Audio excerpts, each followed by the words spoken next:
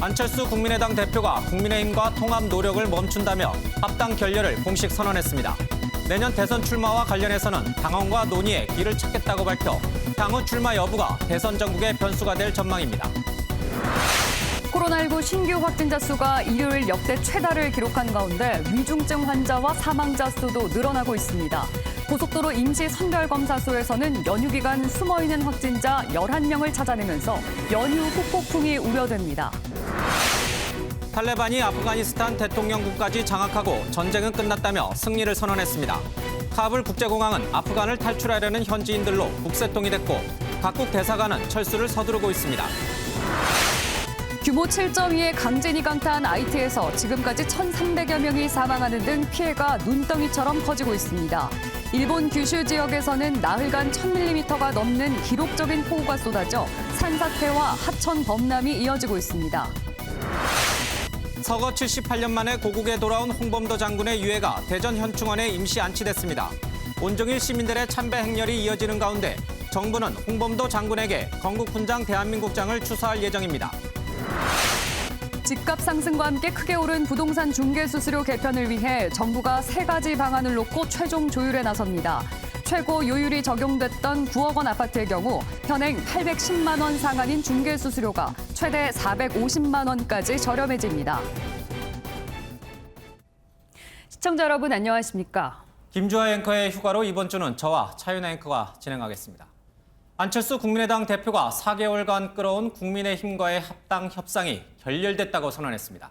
국민의힘은 서울시장 선거 때의 약속을 뒤집었다고 비판했고 민주당은 예상한 결과라며 또 철수하느냐고 냉소적 반응을 보였습니다. 안 대표는 3번째 독자 대선 출마를 할지 아니면 막판 야권 통합으로 갈지 명확한 입장은 밝히지 않았습니다. 황재현 기자가 보도합니다. 안철수 국민의당 대표는 국민의힘과의 합당에 대해 통합 노력을 여기서 멈춘다며 협상 결렬을 선언했습니다. 합당을 위한 합당 또는 작은 정당 하나 없애는 식의 통합은 정권 교체를 위해서도 결코 바람직하지 않다는 결론에 이르렀습니다. 안 대표는 비록 중도 보수 연합은 여기서 멈추지만 실용적 중도 정당으로서 지지층을 확대해 정권 교체를 이루겠다고 강조했습니다.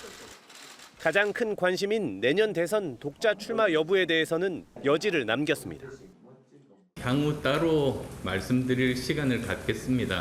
당을 먼저 추스리고 당원 지지자분들과 함께 논의해서 길을 찾겠습니다. 출마 시 시장 선거 때처럼 단일화를 할지에 대해서는 합리적 중도층과 함께 하겠다. 시대적 소명을 다하겠다며 가능성을 시사했습니다. 이로써 4월 서울시장 선거 때 안 대표가 오세훈 후보를 도운 뒤 시작됐던 합당 논의는 당협위원장 배분 문제 등으로 4번의 실무 협상이 파행을 겪은 뒤 사실상 없던 일이 됐습니다. 국민의힘은 논평을 통해 국민의당이 당명 변경 같은 무리한 요구를 했기 때문에 합당이 결렬된 것이라며 시장 선거 때의 약속을 뒤집은 것에 대해 유감을 표한다고 비판했습니다. 안 대표의 대선 출마 가능성이 점쳐지면서 야권 대권 구도에 미칠 영향에 정치권의 관심이 높아지고 있습니다. MBN 뉴스 황재현입니다. 더불어민주당 친문의원 21명이 이재명표 기본소득에 대해 끝장 토론을 제안했습니다. 기본소득에 반대하는 이낙연, 정세균계 의원들의 반응이 주목되는 가운데 이재명 경기지사는 성평등 정책을 그리고 이낙연 전 대표는 공무원의 정치적 기본권 확대를 약속했습니다. 김영 기자의 보도입니다. 더불어민주당 홍영표, 김종민 등 친문의원 21명이 기자회견을 열고 기본소득 끝장 토론을 제안했습니다. 보편적 복지를 위해 써야 할 예산이 줄어들 수밖에 없는데 이게 과연 진보 개혁의 길인가? 치열하게 토론해야 합니다. 이들은 이 지사의 기본 시리즈에 대한 토론을 요구하는 서명을 받을 예정인데 이 지사 측은 기본소득제에 대한 연구와 토론이 활발히 이루어져야 한다며 환영의 뜻을 밝혔습니다. 이런 가운데 이재명 경기지사는 성평등 정책을 발표하고 여성 유권자의 표심 잡기에 나섰습니다.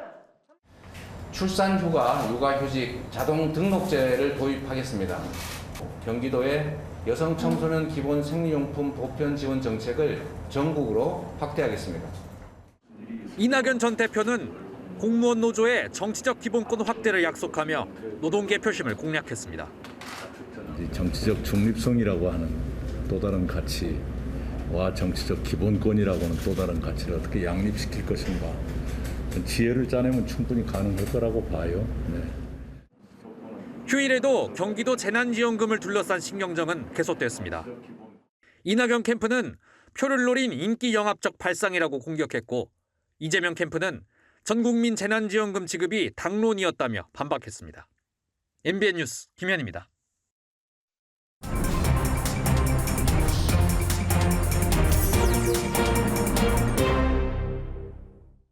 오늘의 정치권 뒷이야기 알아보는 정치톡톡 정치부 안보람 기자와 얘기 나눠보겠습니다. 어서 오십시오. 앞서 리포트에서 봤는데 안철수 국민의당 대표가 국민의힘과의 이 통합 협상이 더 이상 없다, 끝났다라고 오늘 선언을 했습니다. 그 배경이 먼저 좀 궁금합니다. 네, 일단 국민의힘과 국민의당 합당 문제를 놓고 당명과 당원협위원장 문제를 놓고 협상 과정에서 불협화음이 계속됐는데요. 정치권에서는 윤석열 전 총장이 전격 입당하면서 안철수 당대표가 국민의힘에 입당하더라도 그 존재감이 약해질 수밖에 없기 때문으로 해석하고 있습니다. 하지만 입당하지 않고 독자 행보를 걷는다면 상황이 달라질 수 있는데요. 최근 여론조사를 보면 안철수 대표는 차기 대선 후보 적합도에서 2.4%를 기록했습니다. 당장은 큰 비중이 없어 보이긴 하죠. 하지만 박빙의 승부가 예상되는 이번 대선에선 단 1%도 무시할 수 없는 상황입니다. 윤상현 국민의힘 의원은 합당 결렬은 실망할 일이 아니다라면서 안 대표는 야권 후보로 내년 대선에 출마해 최종적으로 국민의힘과 단일화하는 게 정권 교체에 더 도움이 된다 이렇게 전망했습니다. 일각에서는 계속해서 통합 협상의 끈을 놓고는 있습니다만 어쨌든 오늘 안 대표가 더 이상 통합 협상을 하지 않겠다라고 한 건 이번 대선에 독자적으로 나가겠다는 뜻으로 우리가 이해를 할 수밖에 없거든요. 오늘 기자들의 질문도 많이 그런 부분에 초점이 있었던 것 같은데 어떤 대답이 나왔습니까? 네, 그렇습니다. 일단 기자회견 뒤 질의응답. 첫 번째 질문도 바로 그 부분이었습니다. 안철수 대표는 당원 그리고 지지자분들과 함께 논의해서 길을 찾겠다 이렇게 밝혔는데요. 그러면서 김동연 전 경제부총리와의 연대 가능성은 열어놨습니다. 국가의 미래를 생각하고 그리고 더 좋은 대한민국을 만들겠다는 생각을 가지신 분들이라면 어떤 분이든 만나서 의논할 그런 자세가 되어 있습니다.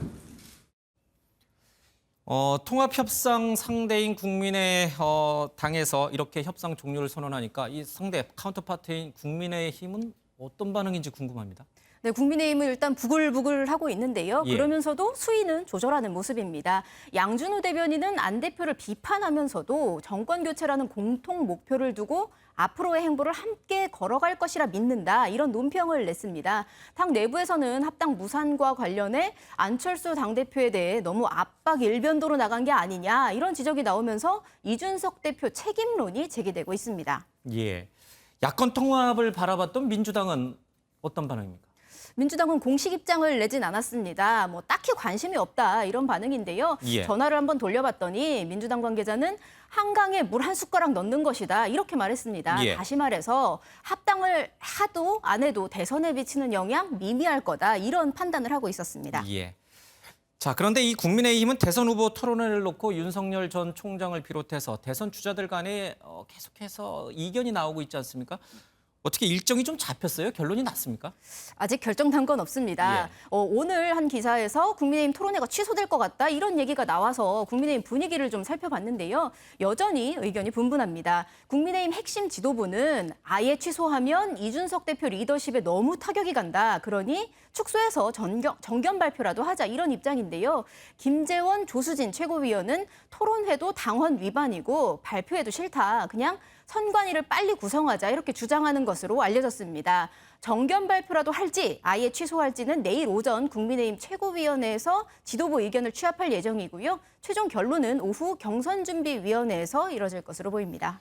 예, 야권 내부가 아주 좀 시끄럽군요. 예, 여권 얘기를 좀 해보죠. 이재명, 이낙연 캠프에서는 이 맛 칼럼니스트 황교익 씨를 경기관광공사 사장으로 내정한 것을 두고 계속 연일 신경전이 벌어지고 있어요. 네, 그렇습니다. 이낙연 캠프에서 문제 삼은 건 두 가지 부분입니다. 예. 황교익 씨를 내정하려고 규정까지 바꿔서 보훈 인사를 했다는 거 하나고요. 과연 황 씨가 관광공사 사장으로서의 자질을 갖췄느냐 이 부분인데요. 이재명 캠프 측은 일단 규정을 바꿨다는 의혹에 대해 팩트가 완전히 틀렸다. 응모자격 기준 완화는 이미 지난해 4월 한 것이다. 이렇게 맞받았습니다. 예. 2018년에 채용 기준이 과도하게 높아서 유능한 인재 채용이 어렵다. 이런 지적이 있어서 수정했다. 이런 설명입니다. 자질 논란에 대해선 이런 얘기를 했습니다. 사실은요, 저는 관광 여행 가는 것 중에 반 이상은 먹는 거라 보거든요.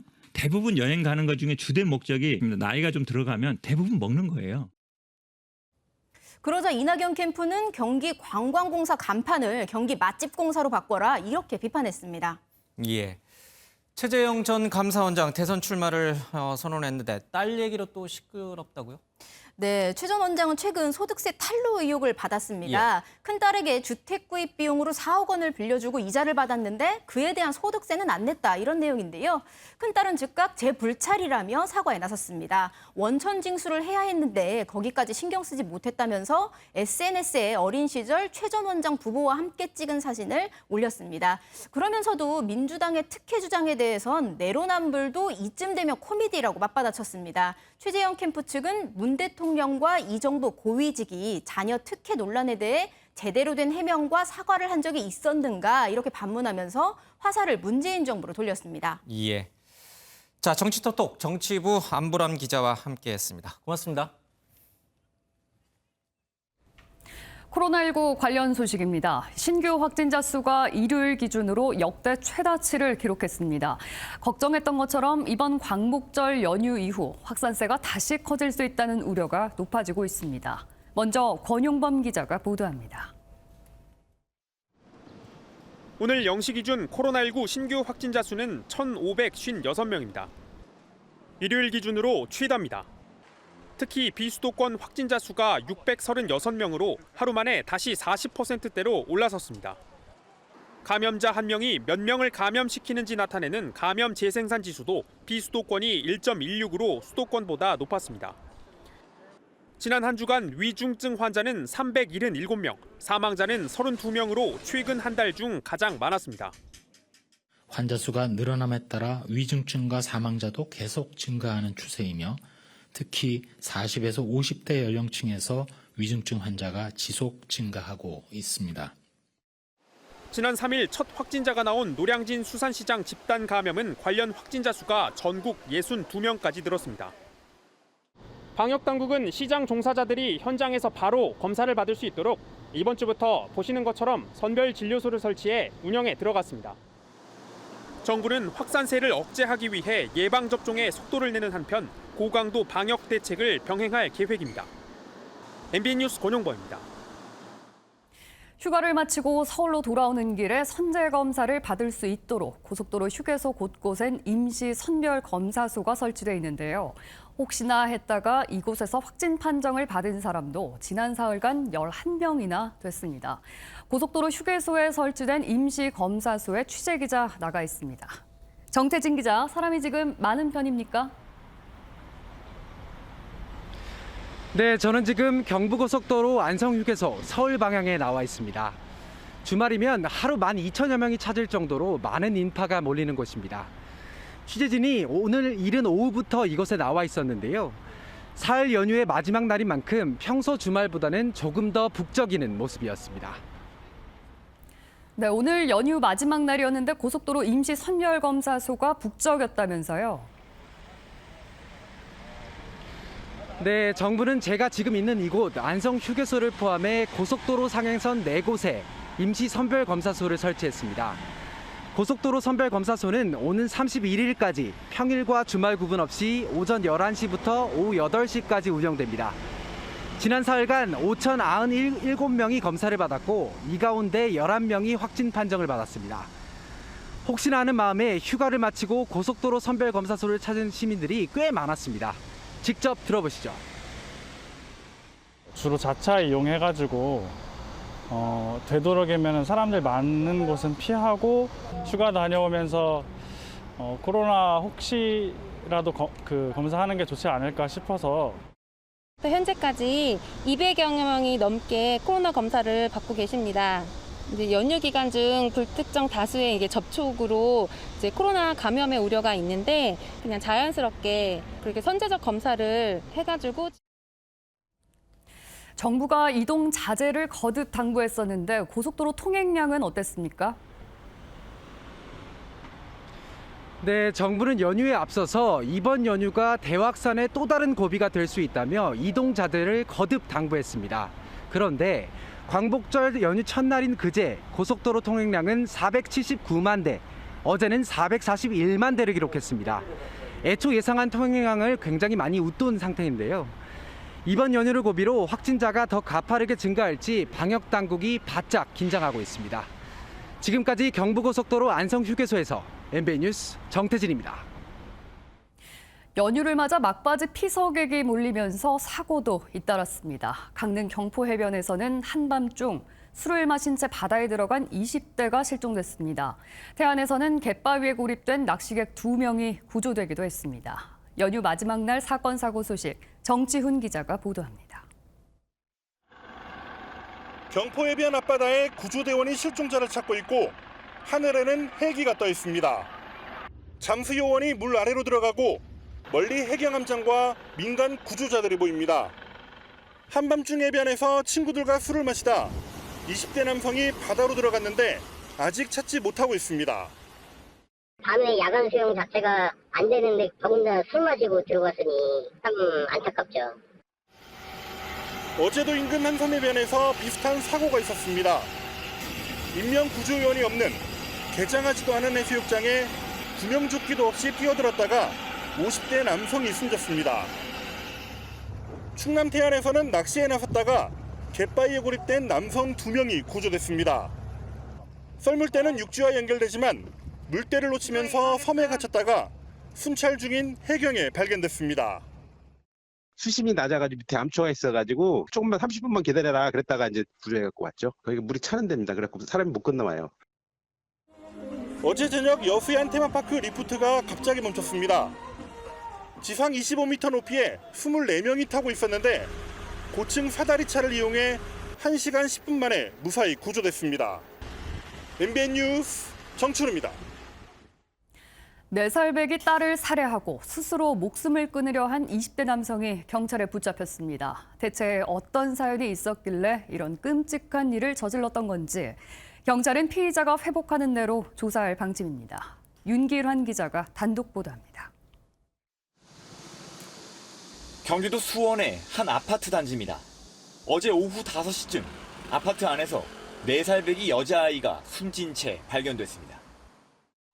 나갔다가 오는데 이제 소방차가 밑에 서 있고 경찰차가 2-3대 정도 와 있었고요. 아이를 살해한 사람은 20대 아빠였습니다.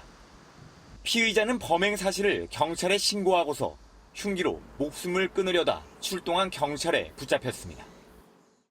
경찰이 현장에 도착했을 때 아이는 이미 숨져 있었고 아이의 몸에선 상처가 발견됐습니다.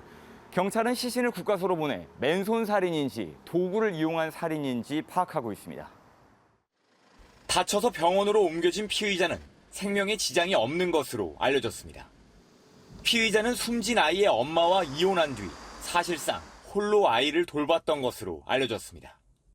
살인 혐의로 피의자를 입건한 경찰은 피의자가 어느 정도 회복하는 대로 딸에게 왜 끔찍한 범행을 저질렀는지 조사할 방침입니다. MBN 뉴스 윤기란입니다.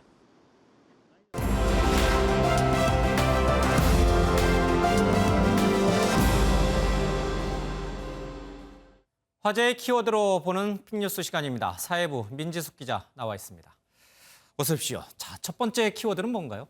첫 키워드는 가상 소녀상입니다. 가상 소녀상. 소녀상이라고 하면은 위안부 할머니들 평화의 소녀상을 말하는 것 같은데 가상은 또 왜 붙은 건가요? 네, 일본군 성노예로 끌려갔던 이 할머니들의 10대 모습을 담은 이 소녀상의 의미 다들 알고 계실 텐데요. 영상을 먼저 함께 보시겠습니다. 휴대전화 카메라로 QR코드를 찍으면 바로 눈앞에 소녀상 모습이 떠오릅니다. 이렇게 저고리를 입고 의자에 앉아 있는 소녀상을 전 세계 어디서나 만날 수 있는 가상현실 서비스가 등장했습니다. 예. 가상현실에서는 시간과 장소 구애받지 않고 언제 어디서나 이 소녀상을 설치할 수가 있잖아요. 그런데 궁금해지는 게 이게 누가, 왜 이 가상 소녀상을 만든 것인가? 누군가요? 이 서비스를 개발한 사람은 독일 교포 2세인 강호진 씨라고 합니다. 예. 이 독일 베를린에 세워진 소녀상이 지난해 일본의 지속적인 방해로 철거될 위기에 처하자 이 같은 캠페인을 시작했다고 합니다.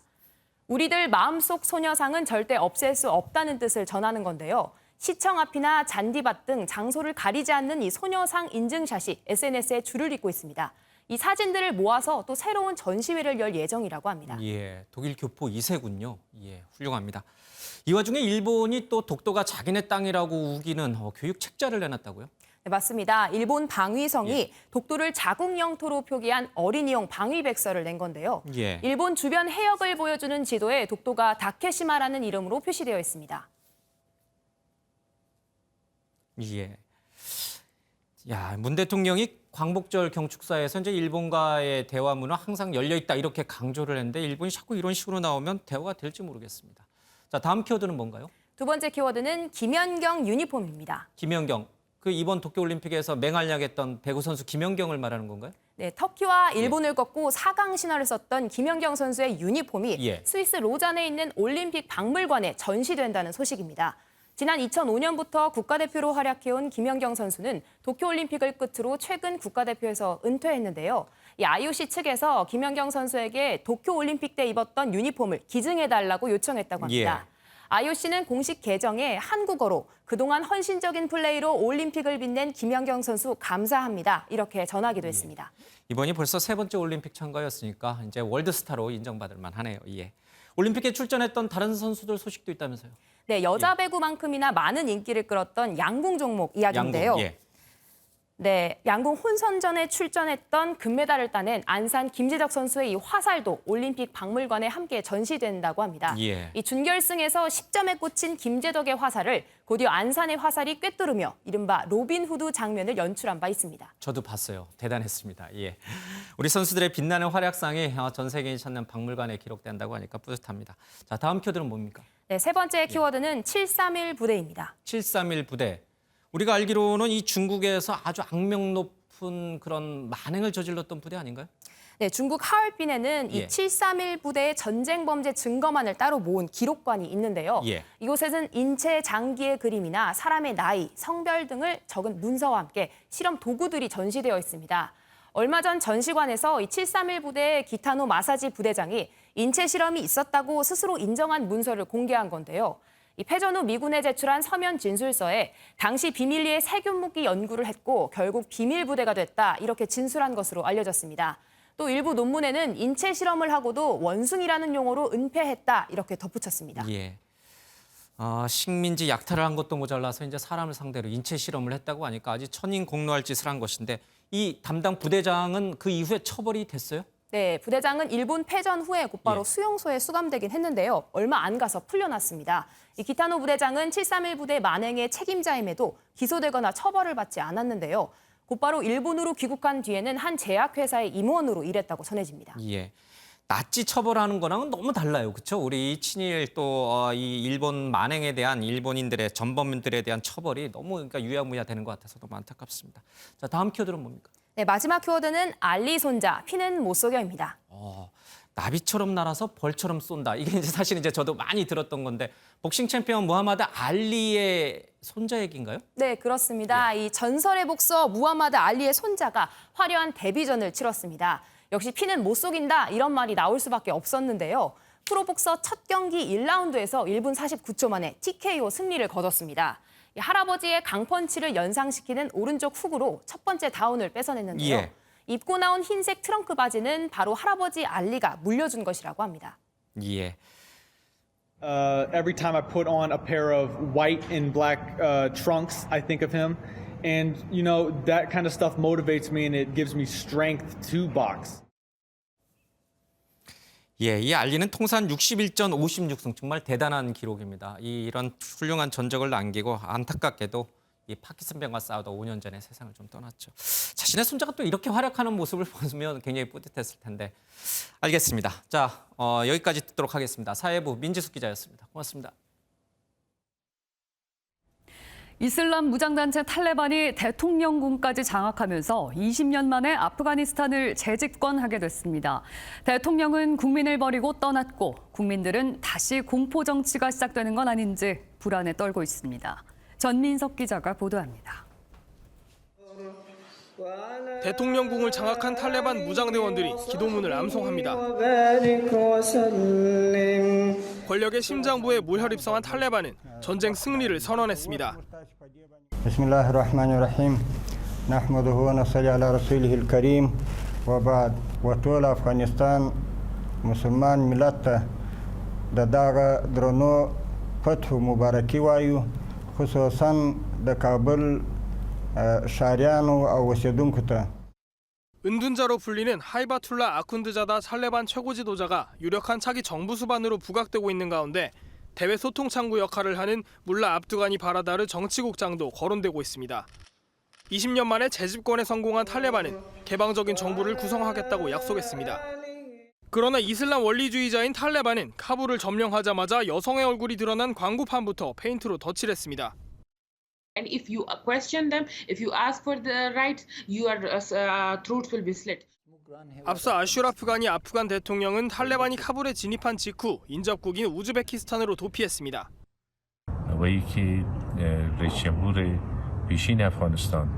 افغانستان ترک کرد و کشور و ملت در توی یک حالت قرار داد. خداوند امرش محاسبه میکنه و مردم افغانستان هم قضاوت خود خواهد کرد. 고위 정부 관계자들의 고질적인 부정부패가 아프간 정부 몰락의 주요 원인으로 지목됩니다. MBN 뉴스 전민석입니다. 탈레반 카불 국제공항은 탈출하려는 사람들로 아수라장이었습니다. 급기야 탈출민들이 활주로에 운집하면서 활주로가 마비되자 민항기 운항이 중단됐습니다. 박은채 기자가 보도합니다. 비행기 사다리에 수십 명이 엉겨붙어 비명을 지릅니다. 탈레반을 피해 국외로 탈출하려는 사람들입니다. 사람들이 몰리면서 비행기 이륙에도 차질이 생기자 미군들이 경고 사격을 가하기도 했습니다. 일부는 하늘이 아닌 육로로 탈출을 감행했습니다. Termiz keldik, hozir oilamiz, familiyamiz hammasi u tarafda qolgan. Bu yerga ham kelib biz hech nima bilmaymiz nima qilsak. Holatimiz, ahvolimiz xarobda. U tarafda ham tolibonlar, do'konlar yopiq. 미국을 비롯해 영국, 프랑스 등 주요 국가들은 대사관을 폐쇄하고 직원을 대피시켰습니다. 반면 러시아와 터키는 대사관 철수를 하지 않겠다고 밝혔고 중국도 입을 닫은 채 상황을 예의주시하고 있습니다. 미국 내에선 바이든의 아프간 철군 결정을 비난하는 목소리가 커지고 있습니다. See the United States Embassy being evacuated. Here we are. This is President Biden's Saigon moment, and unfortunately. 우리나라 외교부는 우리 대사관을 잠정 폐쇄하고 공관원 대부분을 제3국으로 철수시켰다고 밝혔습니다. 기업체 관계자들의 경우 탈레반의 움직임을 파악한 때부터 미리 대피를 권고했다고 설명했습니다. MBN 뉴스 박은채입니다. 규모 7.2의 강진이 강타한 IT에선 지금까지 1,300여 명이 사망하는 등 피해가 눈덩이처럼 커지고 있습니다. 일본 규슈 지역에서는 나흘간 1,000mm가 넘는 물폭탄이 쏟아져 산사태와 하천 범람 피해가 이어지고 있습니다. 서영수 기자입니다. 하늘에서 내려다본 IT 지진 피해 현장. 건물들이 폭격을 맞은 듯 완전히 무너져 내렸습니다. 건물 잔해에서는 발견된 시신을 옮기는 작업이 한창이고 가까스로 구조된 부상자들은 치료받을 병상이 부족해 거리 위에 설치된 임시치료소로 옮겨졌습니다. 규모 7.2의 강진이 휩쓸고 간 IT에서 지금까지 확인된 사망자가 1,300여 명으로 늘어났습니다. 부상자와 실종자도 수천 명이라 구조 작업이 진행될수록 피해 규모는 더 늘어날 것으로 보입니다. 주택은 물론 교회나 학교 등 대부분 건물이 파손돼 집을 잃은 주민들이 머물 곳조차 여의치 않습니다.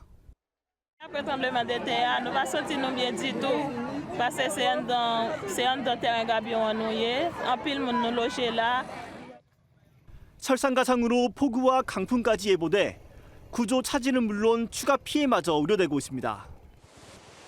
공동묘지에는 불어난 흙탕물이 넘쳐 흐르고 산사태는 집 한 채를 완전히 집어삼켰습니다. 일본 규슈 지역의 관측 사상 최대 규모의 폭우로 산사태와 하천 범람 피해가 이어지고 있습니다. なんかバキバキ音が聞こえたから、それでベランダへ出たらもう臭い匂いで、気づいたらもう一気に流れ出て。 사가현 우레시노시에선 지난 나흘 동안 8월 평균 강수량의 4배에 달하는 1000mm가 넘는 물폭탄이 쏟아졌습니다. 현재까지 6명이 숨지고 4명이 실종되는 등 인명 피해도 속출하고 있습니다. MBN 뉴스 서영수입니다. 서거 78년 만에 고국당으로 돌아온 홍범도 장군의 유해는 어젯밤 대전 현충원으로 옮겨졌습니다. 내일 국민추모제와 모레 안정식을 앞두고 온오프라인에서는 온종일 시민들의 참배가 이어졌습니다. 조창훈 기자입니다. 이영만리에서 세상을 떠난 지 78년 만에 고국품으로 돌아온 홍범도 장군. 카자흐스탄에서 출발한 특별수송기는 6시간 반 만에 서울공항에 도착했고 F-35A 등 우리 군이 운용하는 6개 기종 전투기가 총출동해 최고의 예우를 다했습니다. 장군의 귀환이라고 적힌 마스크를 쓴 문재인 대통령은 유해가 비행기에서 내려오자 분향 후 묵념으로 고인을 추모했습니다.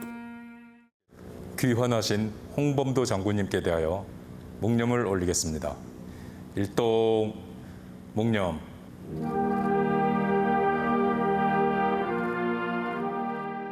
정부는 모레 안장식에 앞서 오늘과 내일을 국민 추모 기간으로 정했습니다. 유해가 임시안치된 대전 현충원에는 참배를 위한 발길이 온종일 끊이지 않았습니다.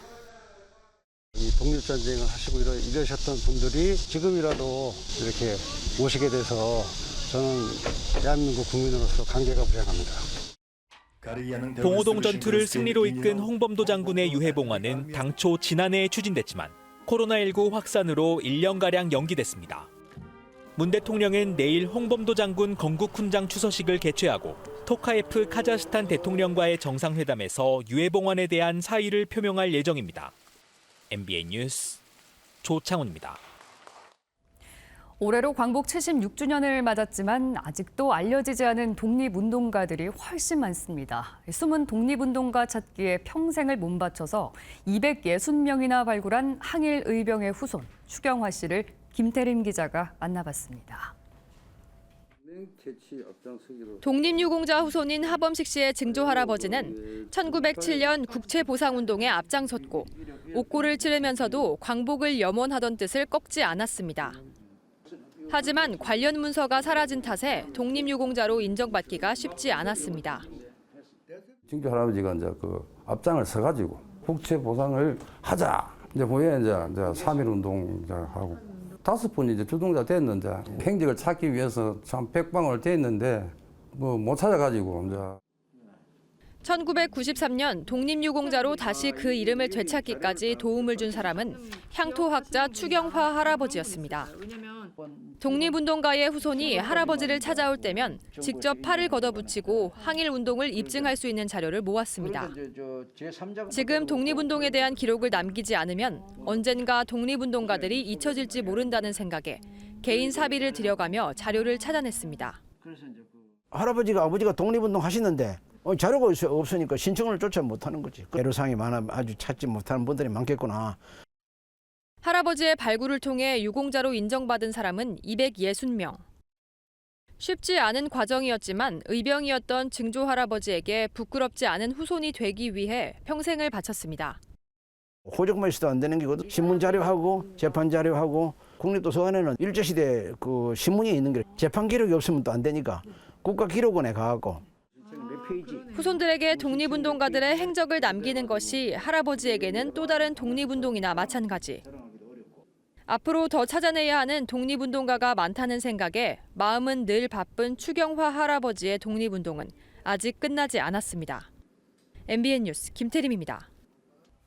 집값 급등으로 복비로 불리는 부동산 중개 수수료도 덩달아 뛰어서 이사 갈 때 1,000만 원이 넘는 돈을 내기도 합니다. 정부가 이달 안에 내놓을 개편안을 보면 9억 아파트 매매 시 810만 원에 달하는 수수료는 최대 450만 원이 낮아집니다. 박통일 기자입니다. 지난달 서울 아파트 평균 매매 가격은 11억 5천여만 원. 현행 수수료율 0.9%를 적용하면 중개 수수료만 최대 1,000만 원이 넘습니다. 보통 수수료까지 신경 쓰지 못하고 거래하다가 막상 부담할 때 되면 이게 정말 큰 액수거든요. 수수료율 개편에 나선 정부가 논의 중인 대안은 모두 3가지. 첫 번째는 2억 원에서 12억 원까지 0.4%, 12억 원 이상은 0.7% 상한을 적용하는 안입니다. 두 번째는 9억 원까지 0.4%, 9억 원부터는 3개 구간으로 나눠 0.5%에서 0.7%까지 차등 부과하는 방안입니다. 마지막은 6억 원까지 0.4%, 12억 원까지 0.5%, 그 이상은 0.7%를 적용하는 안입니다. 현재 0.9% 최고 여율이 적용되는 9억 원의 아파트를 거래할 경우 810만 원 상한인 중개수수료는 개편안에 따라 360만 원까지 줄어듭니다. 15억 원 아파트는 300만 원, 20억 원 아파트는 400만 원이 인하됩니다. 전월세 중개수수료는 매매보다 0.1%포인트씩 낮게 책정하기로 했습니다. 국토부는 토론회를 거쳐 이달 안으로 개편 방안을 확정할 계획입니다. MBN 뉴스 박통일입니다. 짧은 연휴의 마지막 날인 오늘 다시 더워졌다 싶으셨죠? 서쪽 지역 곳곳에는 폭염주의보가 내려진 가운데 한낮 더위가 나타났습니다. 내일도 서울은 한낮에 32도까지 오르겠고요. 광주 31도로 오늘과 비슷한 더위가 예상되는데요. 반면 동해안은 동해가 내일 한낮에도 24도 선에 머무는 등 낮 기온이 25도 안팎으로 상대적으로 선선하겠습니다. 제주의 비는 내일 새벽까지 가끔 이어지겠고 동풍의 영향으로 강원 영동과 영남 동해안에는 최고 60mm의 비가 더 지나겠습니다. 내일 소나기 구름은 더 넓은 지역에서 만들어질 예정인데요. 중서부 지역과 호남, 영남 내륙을 따라서는 내일 오후에 돌풍과 시간당 30mm 안팎의 국지성 호우가 우려됩니다. 내일 중부지방 서울의 아침 최저기온 22도, 춘천 19도로 아침 공기가 선선하겠습니다. 남부지방은 오후에 돌풍을 동반한 강한 소나기가 쏟아질 수 있겠습니다. 동해안 지역의 낮 기온은 25도에서 27도 선에 머물겠습니다. 강원 산지를 따라서는 내일 오전에 안개가 짙게 끼겠습니다. 이번 주 소나기가 자주 쏟아지는 가운데 이번 주말에는 전국에 비가 내릴 가능성이 매우 높습니다. 날씨였습니다.